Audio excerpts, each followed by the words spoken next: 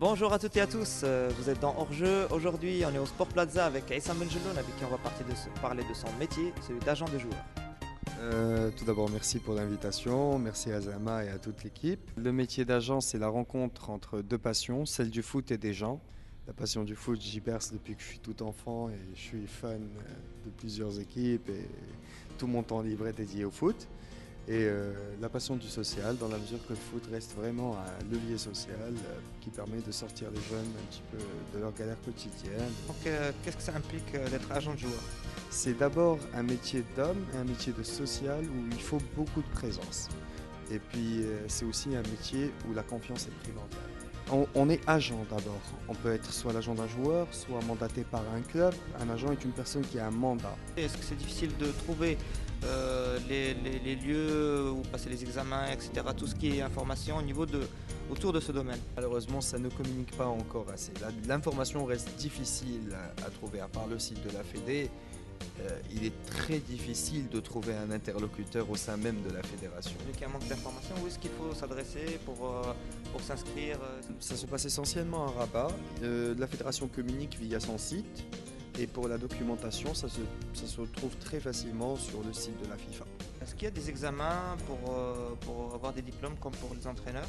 Partout dans le monde, il y a un examen à passer. On va parler maintenant des joueurs, du rapport que vous avez avec les joueurs, des joueurs que vous avez sous contrat. Qu'en est-il? Alors moi, pour ma part, je représente au Maroc une société basée à Paris qui exerce cette activité depuis bientôt 10 ans. Alors on travaille notamment avec Abu Dhabi d'Arsenal, on travaille avec Charlie Tange qui est passé de Liverpool en Grèce. On a de très bons joueurs et de très bons calibres et on gère vraiment de gros dossiers. On est plutôt orienté vers le football européen, mais pour ma part, ma spécialité, c'est l'Afrique et le Moyen-Orient. On te demande quoi comme formation exactement? Que demandent les instances fédérales pour donner droit à exercer ce métier? Ce qu'il faut savoir, c'est qu'on peut être agent, mais l'idéal dans notre cas, c'est d'être agent FIFA, c'est-à-dire avoir la licence FIFA. Mais pour accéder justement à cette licence-là, il y a un certain nombre de prérequis. On doit par exemple justifier d'une expérience d'au moins 6 ans dans le foot, on doit avoir un casier judiciaire vierge. Alors il existe plusieurs paliers. On commence généralement par le scouting, où à ce moment-là on n'a pas besoin d'une affiliation particulière, on repère et on signale. Notre travail s'arrête là. Mais à partir du moment où on a cette envie de rentrer en contact avec les clubs, pour donner son avis, d'officialiser un petit peu les choses, on doit effectivement être licencié FIFA.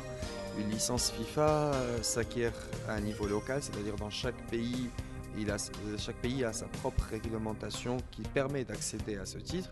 Les règles sont généralement les mêmes partout dans le monde. Donc on va parler un peu d'un sujet délicat, c'est ce qui est beaucoup apparu dans la presse au niveau de l'équipe nationale et du rôle de certains agents dans la création de Discord, dans l'insistance auprès des entraîneurs pour faire passer un joueur par rapport à l'autre alors que l'équipe nationale n'appartient pas aux agents. Qu'est-ce que vous en pensez vous en tant qu'agent? Je pense que le rôle principal d'un agent est d'abord de protéger ses joueurs, c'est-à-dire leur travailler sur le fait qu'ils aient de très bonnes conditions, qu'ils puissent gagner en temps de jeu et tout ça.